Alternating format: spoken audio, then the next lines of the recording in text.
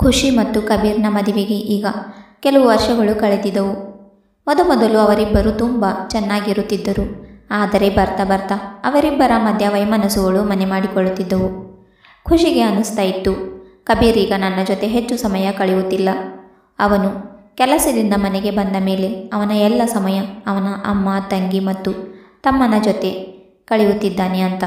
ಕಬೀರ್ ಕೂಡ ಈ ಕಡೆ ತನ್ನ ಹೆಚ್ಚು ಸಮಯ ಅವರ ಮನೆಯವರೊಂದಿಗೆ ಕಳೆಯುತ್ತಿದ್ದನು. ಮನೆಯಲ್ಲಿ ಯಾವುದೇ ಹೊಸ ಕೆಲಸ ನಡೆಯಬೇಕಾದರೆ ಖುಷಿಗೆ ಕೇಳದೇನೆ ಕಬೀರ್ ಅವನ ಅಮ್ಮ, ತಂಗಿ ಮತ್ತು ತಮ್ಮನಿಗೆ ಕೇಳಿ ಮಾಡುತ್ತಿದ್ದನು. ಆದರೆ ಒಂದು ಮಾತು ಖುಷಿಗೆ ಹೇಳುತ್ತಿರಲಿಲ್ಲ. ಅದಕ್ಕೆ ಖುಷಿಗೆ ಅನ್ನಿಸ್ತಾ ಇತ್ತು, ನಾನು ಈ ಮನೆಯಲ್ಲಿ ಬರೀ ಕೆಲಸ ಮಾಡುವವಳೇ ಆಗಿಬಿಟ್ಟೆ, ನಾನು ಈ ಮನೆಯ ಸದಸ್ಯನೇ ಇಲ್ವೇನೋ ಅಂತ ಅನ್ನಿಸ್ತಾ ಇದೆ ಅಂತ ಅಂದುಕೊಳ್ಳುತ್ತಿದ್ದಳು. ಕಬೀರ್ ಹೆಂಡತಿಗೆ ಕೇಳದೆ ತಾನು ದುಡಿದ ಎಲ್ಲ ದುಡ್ಡನ್ನು ಅವನ ಅಮ್ಮ, ತಂಗಿಯ ಮೇಲೆ ಖರ್ಚು ಮಾಡುತ್ತಿದ್ದನು. ಇದನ್ನು ನೋಡಿ ಖುಷಿ ಆವಾಗ ಕಬೀರ್ಗೆ ಹೇಳುತ್ತಿದ್ದಳು, ಹೀಗೆಲ್ಲ ವಿನಾಕಾರಣ ಹಣ ಖರ್ಚು ಮಾಡುವುದು ಒಳ್ಳೆಯದಲ್ಲ. ಯಾವುದು ಇಂಪಾರ್ಟೆಂಟ್ ಇದೆಯೋ ಅದಕ್ಕೆ ಖರ್ಚು ಮಾಡಿ ಅಂತ ಹೇಳುತ್ತಿದ್ದಳು. ಆದರೆ ಕಬೀರ್ ಹೆಂಡತಿಯ ಒಂದು ಮಾತು ಕೇಳುತ್ತಿರಲಿಲ್ಲ. ನಾನು ನಮ್ಮ ಅಮ್ಮ, ತಂಗಿಯ ಮೇಲೆ ಖರ್ಚು ಮಾಡುತ್ತಿದ್ದರೆ ನಿನಗೇನು ತೊಂದರೆ ಆಗ್ತಾ ಇದೆ? ನಿನಗೇನಾದರೂ ಊಟಕ್ಕೆ ಕಡಿಮೆ ಆಗಿಲ್ವ ತಾನೆ? ನಿನಗೆ 3 ಸಮಯದ ಊಟ ಚೆನ್ನಾಗಿ ಸಿಗ್ತಾ ಇದೆ ಅಲ್ವಾ? ಮತ್ತು ನಾನು ದುಡ್ಡು ಎಲ್ಲಿ ಖರ್ಚು ಮಾಡುತ್ತಿದ್ದೇನೆ, ಎಲ್ಲಿ ಬಿಡುತ್ತಿದ್ದೇನೆ, ಅದರ ಬಗ್ಗೆ ನೀನ್ಯಾಕೆ ಚಿಂತೆ ಮಾಡ್ತಾ ಇದೀಯಾ? ನನ್ನ ದುಡ್ಡು ನಾನು ಏನಾದರೂ ಮಾಡಲಿ, ಅದರ ಮಧ್ಯೆ ನೀನು ಬರಬೇಡ ಅಂತ ಕಬೀರ್ ಖುಷಿಗೆ ಹೇಳುತ್ತಿದ್ದನು. ಈಗ ಕಬೀರ್ ತಮ್ಮ ಒಂದು ಬಿಸಿನೆಸ್ ಹಾಕಬೇಕು ಅಂತ ಪ್ಲ್ಯಾನ್ ಮಾಡಿಕೊಳ್ಳುತ್ತಾನೆ. ಆದರೆ ಬಿಸಿನೆಸ್ ಹಾಕಕ್ಕೆ ಅವನ ಹತ್ರ ಹಣ ಇರುವುದಿಲ್ಲ. ಮನೆಯಲ್ಲಿ ಅವನ ಅಮ್ಮನ ಮುಂದೆ ಹೇಳುತ್ತಾನೆ. ಆವಾಗ ಅವನ ಅಮ್ಮ ಕಬೀರ್ ಬಂದ ಮೇಲೆ ಹೇಳುತ್ತಾಳೆ, ಮಗ, ನಿನ್ನ ತಮ್ಮ ಒಂದು ಬಿಸಿನೆಸ್ ಹಾಕಬೇಕು ಅಂತ ಇದ್ದಾನೆ, ಅವನ ಹತ್ರ ಹಣ ಇಲ್ಲ. ಅದಕ್ಕೆ ಅವನಿಗೆ ನಿನ್ನ ಹೆಸರ ಮೇಲೆ ಬ್ಯಾಂಕಿಂದ ಲೋನ್ ತೆಗೆದುಕೊಡು. ಬಿಸಿನೆಸ್ ಚೆನ್ನಾಗಿ ನಡೆದರೆ ಅವನು ನಿನ್ನ ಹಣ ತೀರಿಸುತ್ತಾನೆ ಅಂತ ಹೇಳುತ್ತಾಳೆ. ಕಬೀರ್ ಅಮ್ಮನ ಒಂದೇ ಮಾತಿಗೆ ಒಪ್ಪುತ್ತಾನೆ, ನಾನು ಲೋನ್ ತೆಗೆದುಕೊಡುತ್ತೇನೆ ಅಂತ. ಆದರೆ ಏನು ಬಿಸಿನೆಸ್, ಏನು ಪ್ಲ್ಯಾನ್, ಬಿಸಿನೆಸ್ ಮುಂದೆ ಸಕ್ಸಸ್ ಆಗುತ್ತಾ ಅಥವಾ ಇಲ್ವಾ ಅಂತ ಯಾವುದು ವಿಚಾರಿಸಿಕೊಳ್ಳದೇನೆ ಬ್ಯಾಂಕಿಂದ 5 ಲಕ್ಷ ಲೋನ್ ತೆಗೆದುಕೊಡುತ್ತಾನೆ. ಆವಾಗ ಖುಷಿ ಕಬೀರ್ ಅವಳ ಮಾತು ಕೇಳುತ್ತಿದ್ದರು ಮತ್ತೆ ಗಂಡನಿಗೆ ಹೇಳುತ್ತಾಳೆ, ಹೀಗೆ ಬಿಸಿನೆಸ್ ಬಗ್ಗೆ ಯಾವುದೇ ಐಡಿಯಾ ಇರದೇನೆ ಸಡನ್ನಾಗಿ ಬಿಸಿನೆಸ್ ಹಾಕುವುದು ಬೇಡ. ಮೊದಲು ನಿಮ್ಮ ತಮ್ಮನಿಗೆ ಎಲ್ಲ ವಿಚಾರಿಸಿಕೊಳ್ಳಿ.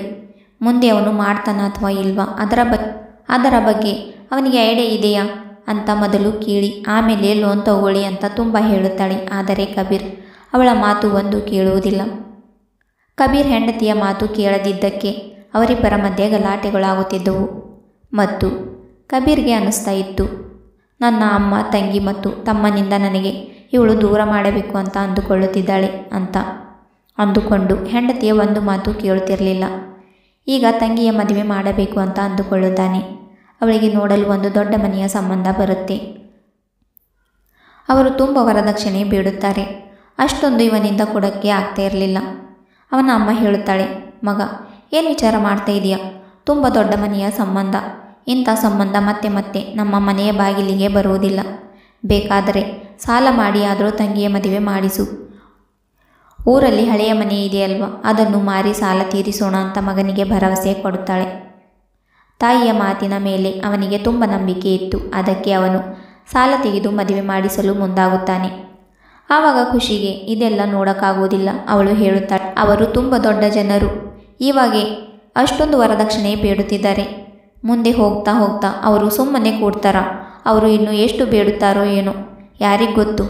ಅದಕ್ಕೆ ನೋಡಿ ವಿಚಾರ ಮಾಡಿಕೊಳ್ಳಿ, ನಮ್ಮ ಹಾಗೆ ಇದ್ದ ಸಂಬಂಧ ಹುಡುಕಿ ಮದುವೆ ಮಾಡೋಣ ಅಂತ ಹೇಳುತ್ತಾಳೆ.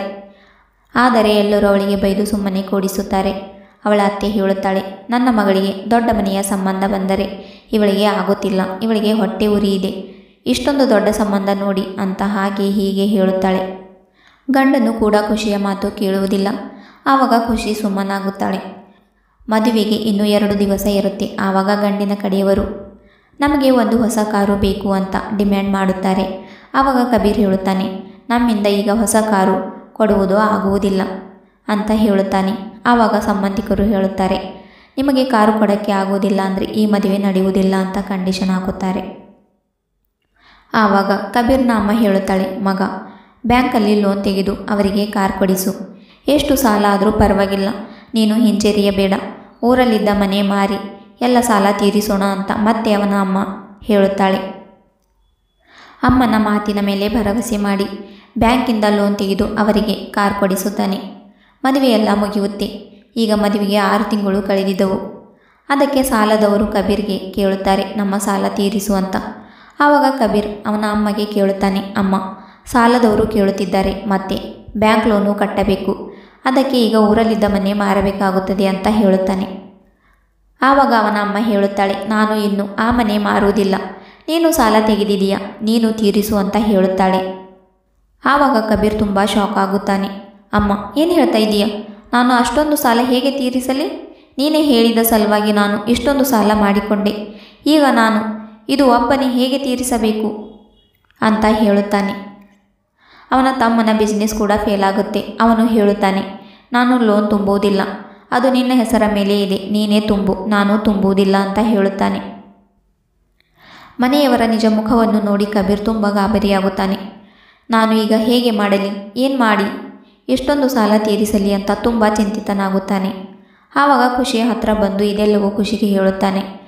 ಆವಾಗ ಖುಷಿ ಗಂಡನಿಗೆ ಏನು ಹೇಳುವುದಿಲ್ಲ, ಅವನ ಮೇಲೆ ಕೋಪ ಮಾಡಿಕೊಳ್ಳುವುದಿಲ್ಲ. ಆ ಸಮಸ್ಯೆಯ ಪರಿಹಾರವನ್ನು ಹುಡುಕುತ್ತಾಳೆ. ಗಂಡ ಹೆಂಡತಿ ಇಬ್ಬರು ನಿರ್ಧಾರ ಮಾಡಿಕೊಳ್ಳುತ್ತಾರೆ, ನಾವು ಈಗ ಬೇರೆಯಾಗೋಣ. ಆವಾಗ ಊರಲ್ಲಿದ್ದ ಆಸ್ತಿ ಮತ್ತು ಇಲ್ಲಿದ್ದ ಆಸ್ತಿಯಲ್ಲಿ ಪಾಲು ಸಿಗುತ್ತೆ. ಆವಾಗ ಅದನ್ನು ಮಾರಿ ಸಾಲ ತೀರಿಸೋಣ ಅಂತ ನಿರ್ಧಾರ ಮಾಡಿಕೊಳ್ಳುತ್ತಾರೆ. ಕಬೀರ್ ಅವನ ಅಮ್ಮಗೆ ಹೇಳುತ್ತಾನೆ, ಅಮ್ಮ, ನಾವು ಈಗ ಬೇರೆ ಆಗುತ್ತೇವೆ, ನಮ್ಮ ಪಾಲಿಗೆ ಬಂದ ಆಸ್ತಿ ನಮಗೆ ಕೊಡು ಅಂತ ಕೇಳುತ್ತಾನೆ.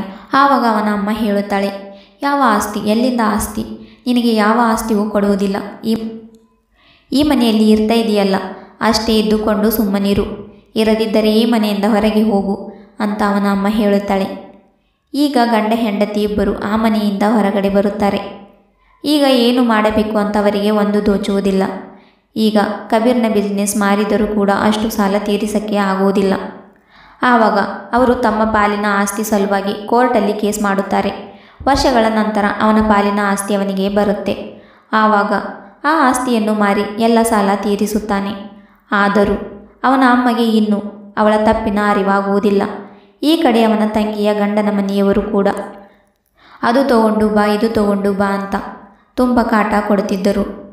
ಮತ್ತು ಅವಳಿಗೆ ಆ ಮನೆಯಲ್ಲಿ ನೀನು ಬಡ ಕುಟುಂಬದಿಂದ ಬಂದಿದ್ದವಳು ಅಂತ ಅವಳಿಗೆ ಮನೆಯಲ್ಲಿ ಆಳು ದುಡಿಸಿಕೊಂಡಂತೆ ದುಡಿಸಿಕೊಳ್ಳುತ್ತಿದ್ದರು.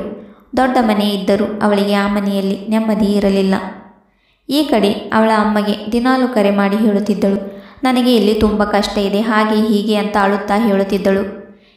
ಈಗ ಕಬೀರ್ ಮತ್ತು ಖುಷಿ ಅವರ ಒಂದು ಬಿಸ್ನೆಸ್ ಸ್ಟಾರ್ಟ್ ಮಾಡಿ ಅವರು ಅವರ ಜೀವನದಲ್ಲಿ ತುಂಬ ಸಂತೋಷವಾಗಿದ್ದರು. ಮನೆಯವರ ಮೇಲೆ ಖರ್ಚು ಮಾಡಬೇಕು ಇಲ್ಲ ಅಂತಿಲ್ಲ, ಆದರೆ ಎದುರಿನವರು ಹೇಗಿದ್ದಾರೆ ಮತ್ತು ತಮ್ಮ ಕೈಲಾದಷ್ಟು ಮಾಡಬೇಕು, ಅದಕ್ಕೂ ಮೀರಿ ಮಾಡಿದರೆ ಹೀಗೆ ಒಂದು ದಿನ ಕೊರಗುತ್ತಾ ಕೂರಬೇಕಾಗುತ್ತದೆ. ಸ್ನೇಹಿತರೆ, ಕತೆ ಇಷ್ಟ ಆದರೆ ಲೈಕ್, ಶೇರ್ ಆ್ಯಂಡ್ ಸಬ್ಸ್ಕ್ರೈಬ್ ಮಾಡಿ. ಮತ್ತೆ ಸಿಗೋಣ ಇನ್ನೊಂದು ಕಥೆಯೊಂದಿಗೆ.